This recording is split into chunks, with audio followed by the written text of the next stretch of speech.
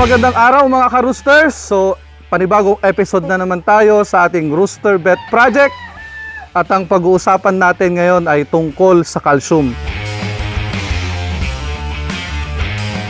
Ano ba ang importansya ng calcium sa ating mga alagang manok?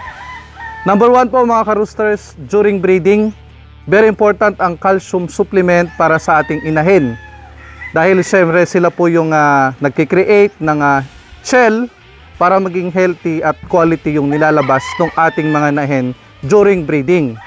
Kasi alam naman natin mga ka-roosters, kapag ang inahin ay naglabas ng mga soft shell, possible yan na caused by calcium deficiency. Kaya very important na kasama sa program natin ang calcium supplement. So, paano ba yung suggestion natin na pagbibigay ng calcium? During every week na program, kahit magsubo tayo ng 3 times a week ng calcium sa ating mga inahin. Sa mga stag naman, mga ka-roosters, may mga breeders na nagbibigay din talaga ng calcium as early as nasa range area na.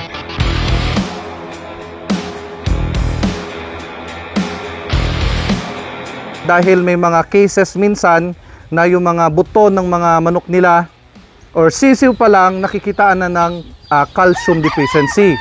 Like minsan may namamagay yung mga tuhod and eventually hindi na siya naayos. Isang factor po dyan ay calcium deficiency. So pagka nakitaan natin yung sisiw natin na may ganoon, as early as 1 to 2 months, pwede ka nang mag-mix sa kanilang feed ratio ng calcium supplement. At kapag tableta naman yung gagamitin mo, as early as 3 months, pwede ka nang magsubo half tablet po ng calcium.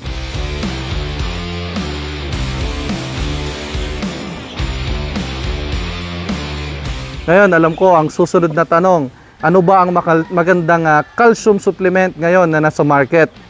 So, ang Excellence, mga ka-roosters, meron yan Calci-X. So, ito po ay combination ng calcium lactate, vitamin D3. Meron din yang vitamin A, D, E po at chlorella growth factor. Para all-in-one na yan, pwedeng gamitin sa inahin, pwede na rin gamitin para sa mga developing stags. So, yan, Calci-X ng Tatak Excellence.